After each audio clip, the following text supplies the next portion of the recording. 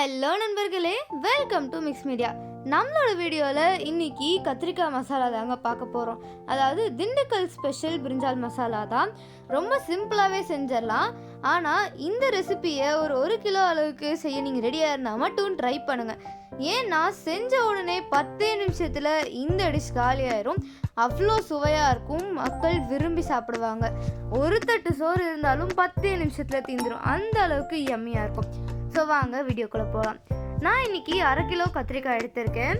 எடுத்து நல்லா ப்ளீச் பண்ணிவிட்டு நடுவில் கத்தியால் கீறி விட்டுருக்கேன். ஸோ ஃபஸ்ட்டு ஸ்டார்டிங்கில் நம்ம கத்திரிக்காய் குக் பண்ண போகிறோம். நான் மேலே காம்போடு தான் போட்டிருக்கேன். இப்படி காம்போடு போடும் போது சாப்பிட நல்லாயிருக்கும், பிடிச்சி சாப்பிடும் போது அந்த ஃப்ளேவர் நல்லாயிருக்கும், அதுக்காக தான். இப்போது கத்திரிக்காய் டைரெக்டாக கடாயில் ஆட் பண்ணிவிட்டு ஆயில் எதுவுமே ஆட் பண்ணலைங்க. 2 கிளாஸ் வாட்டர் ஆட் பண்ணியிருக்கேன், கூடவே கொஞ்சம் உப்பு இதை ஆட் பண்ணி நல்லா மிக்ஸ் பண்ணி விட்டுக்கோங்க. அண்ட் கொஞ்சமாக மஞ்சத்தூள் ஆட் பண்ணிக்கலாம். அப்போ தான் கத்திரிக்காயில் ஏதாவது புலவலாக இருந்தால் போயிடும். அதனால் மஞ்சத்தூளுமே ஆட் பண்ணி நல்லா மிக்ஸ் பண்ணி ஒரு 10 to 15 மினிட்ஸ் ஹை ஃப்ளேமில் வச்சு குக் பண்ணிக்கலாம். உங்களுக்கே தெரியும் கத்திரிக்காய் எவ்வளோ சீக்கிரமாக குக் ஆயிரும் அப்படின்னு. ஸோ அந்த அளவுக்கு நீங்கள் வெயிட் பண்ணி குக் பண்ணி எடுத்துக்கோங்க. ஸோ நல்லா ஹை ஃப்ளேமில் மூடி வச்சுருங்க, குக் ஆகட்டும். நான் ஒரு 10 மினிட்ஸ் கழித்து காமிக்கிறேன் பாருங்கள் எப்படி குக் ஆகிருக்குன்னு. மஞ்சத்தூள் ஆட் பண்ணியிருக்கிறதுனால இன்னும் கத்திரிக்காய் டார்க் க்ரீன் ஆகிடுச்சு, அவ்வளோதான்.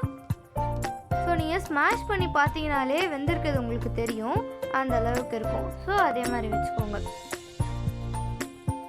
இப்போது குக் ஆகிற டைமில் நம்ம மசாலா அரைச்சிக்கலாம். இந்த மசாலா தான் ரொம்ப இம்பார்ட்டண்ட். இந்த மசாலா இருந்துட்டால் போதுங்க, கீ ரைஸ், நார்மல் ரைஸ், நான் சப்பாத்தின்னு அவ்வளோ ஈஸியாக காலியாயிரும். ஸோ அதுக்கு நான் அரை மூடி தேங்காய் சின்னதாக எடுத்து வச்சுருக்கேன். 4 கிராம்பு, 2 ஸ்பூன் சோம்பு, 2 காஷ்மீரி மிளகாய், 2 வரமிளகா. காஷ்மீரி மிளகாய் கலருக்காக தான், வேண்டானா நீங்கள் ஸ்கிப் பண்ணிக்கலாம். ஒரு 10-15 சின்ன வெங்காயம், 2-3 பல் பூண்டு, ஒரு துண்டு இஞ்சி இதையுமே ஆட் பண்ணிவிட்டு 1 ஸ்பூன் ட்ரை ரோஸ்ட் பண்ண எள்ளு. நான் இன்னைக்கு கருப்பெள்ளு தான் எடுத்திருக்கேன், நீங்கள் வெள்ளை எள்ளு கூட எடுத்துக்கலாம். கூடவே 1 ஸ்பூன் மல்லித்தூள் ஆட் பண்ணிக்கிறேன். இது எல்லாத்தையுமே ஆட் பண்ணி நல்லா அரைச்சி எடுத்துக்கோங்க. பாருங்கள், இந்த மாதிரி பேஸ்ட்டில் இருக்கணும். நீங்கள் வெள்ளை எடுத்தாலும் சரி, இல்லை கருப்பெல் எடுத்தாலுமே சரி, நல்லா ரோஸ்ட் பண்ணிவிட்டு அப்புறமா ஆட் பண்ணிக்கோங்க.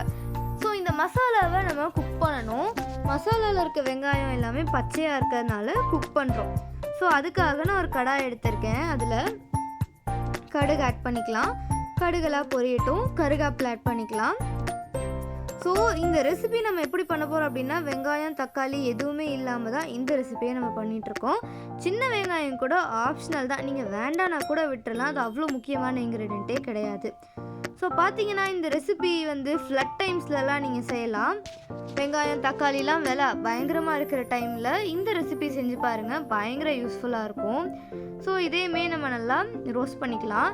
இந்த ரெசிப்பியில் இம்பார்ட்டண்ட் இன்க்ரீடியண்ட் இஞ்சியோ பூண்டோ இல்லைங்க, அந்த எள்ளு தான். எள்ளு ஆட் பண்ணிங்கன்னா மட்டும்தான் அந்த ஃப்ளேவர் இருக்கும். ஸோ அதை ஸ்கிப் பண்ணிடாதீங்க. மசாலா ஆட் பண்ணி ஒரு 1 மினிட் நல்லா ரோஸ்ட் பண்ணி விட்டுக்கோங்க. அதுக்கப்புறமா நம்ம தண்ணி ஆட் பண்ணிக்கலாம்.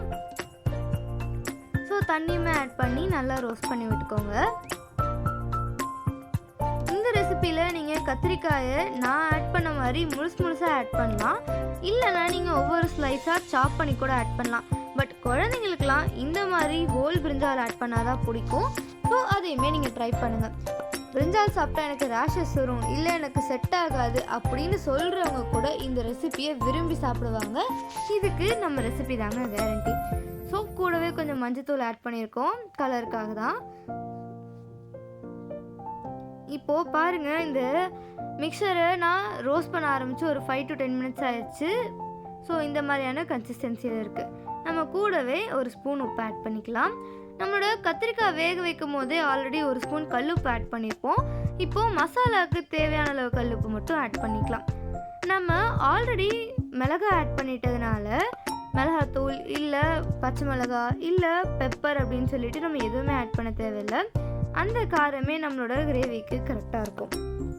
இதை நல்லா க்ளோஸ் பண்ணி வச்சு குக் பண்ணி எடுத்துக்கோங்க. ஒரு 2 மினிட்ஸ் குக் ஆனதுக்கப்புறமா எப்படி இருக்குது அப்படின்றத நீங்கள் பார்ப்பீங்க. நல்லா மசாலா வெந்து வந்திருக்கு. ஸோ இந்த இந்த மசாலாவை நம்ம கத்திரிக்காய்க்குள்ளே ஸ்டஃப் பண்ண போகிறோம். ரொம்ப சிம்பிளான ஒர்க் தான். ஆனால் இந்த மாதிரி ஸ்டஃப் பண்ணும்போது குழந்தைங்க கூட உட்காந்து ஸ்டஃப் பண்ணிங்கன்னா அவங்களுக்கு இன்ட்ரெஸ்டிங்காகவும் இருக்கும், எப்படா சாப்பிட தருவாங்க அப்படின்ற ஒரு எக்ஸைட்மெண்ட்டோடவும் இருப்பாங்க.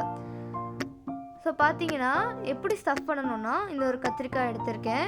ஸோ சென்டரில் நல்லா விரித்து விட்டுட்டு ஒரு ஸ்பூன் எடுத்து நீங்கள் உள்ள ஸ்டஃப் பண்ணிக்கலாம். இப்போ நான் பண்ணுற மாதிரியே நீங்கள் பண்ணுங்கள்.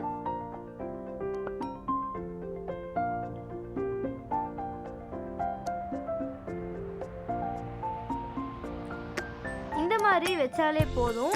ஸோ இந்த மாதிரி ஸ்டஃப் பண்ணும் போதே இந்த கத்திரிக்காய்க்குள்ளே மசாலா இறங்கிடும். இந்த ரெசிபியில் கத்திரிக்காய் தவிர நீங்கள் உருளைக்கிழங்குலாம் ஆட் பண்ணிங்க அப்படின்னா அந்த ஸ்டார்ச் இறங்கி நல்லா இருக்காது. ஸோ பிரிஞ்சால் மட்டுமே யூஸ் பண்ணி நம்ம ஒண்டர்ஃபுல்லான ரெசிபி தான் இன்றைக்கி பண்ணியிருக்கோம். இப்போது ஸ்டஃப் பண்ண கத்திரிக்காய் எல்லாத்தையுமே நம்ம திருப்பி குக் பண்ண போகிறோம். அதாவது ஆட் பண்ண மசாலா இந்த கத்திரிக்காய்க்குள்ளே இறங்குறதுக்காக ஒரு 5 to 10 மினிட்ஸ் திருப்பி கடாயில் ஆட் பண்ணி குக் பண்ண போகிறோங்க. அவ்வளோதான். ஸோ இதே ஸ்டெப்பில் நம்மளோட ரெசிபி முடிஞ்சிடும். அவ்வளோ சிம்பிளாக நம்ம செஞ்சிடறோம். இப்போது திருப்பி தாளிப்புக்காக நான் சொன்ன மாதிரி கடாய் எடுத்திருக்கேன். அதில் டைரெக்டாக கருவேப்பிலை ஆட் பண்ணிக்கலாம். கருவேப்பிலாம் நல்லா பொரிஞ்சதுக்கப்புறமா ஒவ்வொரு கத்திரிக்காயாக நம்ம உள்ளே ஆட் பண்ணிக்கலாம். ஸோ இந்த ஸ்டெப் நீங்கள் பண்ணும் போது தண்ணி எதுவுமே ஆட் பண்ண தேவையில்லை. அந்த எண்ணெயிலேயே நல்லா வதங்கி வரும்போது எண்ணெயெல்லாம் பிரிஞ்சு வரும். அப்போது அவ்வளோ சூப்பராக இருக்கும். இப்போ ஒவ்வொரு கத்திரிக்காயை ஆட் பண்ணி நம்ம ரோஸ்ட் பண்ணி விட்டுக்கலாம்.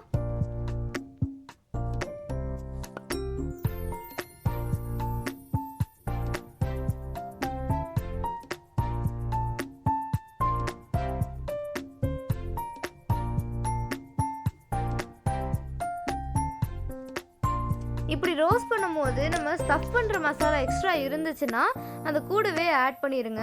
அப்போ தான் ஃப்ளேவர் நல்லாயிருக்கும். என்னோடய மசாலா நான் ஆல்ரெடி கொஞ்சம் எடுத்து வச்சுருந்தேன் இது கூட ஆட் பண்ணுறதுக்காக. ஸோ அதை நான் இப்போ ஆட் பண்ணி மிக்ஸ் பண்ணி விட்டுக்கிறேன். இந்த இடத்துல நம்ம வேணும்னா தண்ணி ஆட் பண்ணலாம், இல்லை அதையுமே ஸ்கிப் பண்ணிடலாம். எண்ணெயில் வதங்கினா தான் இந்த கத்திரிக்காய் சூப்பராக இருக்கும். இப்போ நல்லா ஒரு 5 to 10 மினிட்ஸ் ரோஸ்ட் பண்ணி உப்பு பார்த்தீங்கன்னா நம்மளோட ரெசிபி ரெடிங்க. இது செஞ்சு நீங்கள் டேபிளில் வச்சுட்டிங்கனாலே 5 to 10 மினிட்ஸில் காலி ஆயிரும். நிறையா செய்கிற ஐடியா இருந்தால் மட்டுமே இந்த ரெசிபியை ட்ரை பண்ணுங்கள். ஸோ இதே மாதிரி இன்னும் வண்டர்ஃபுல்லான ரெசிபீஸ்க்காகவும் ஒவ்வொரு ஸ்பெஷலான ரெசிபீஸ்க்காகவும் நம்ம சேனலை சப்ஸ்கிரைப் பண்ணிவிட்டு பெல் பட்டனை கிளிக் பண்ணிக்கோங்க. அண்ட் வீடியோ பிடிச்சிருந்தா மறக்காமல் லைக் பண்ணிடுங்க. டாட்டா, பாய் பாய்.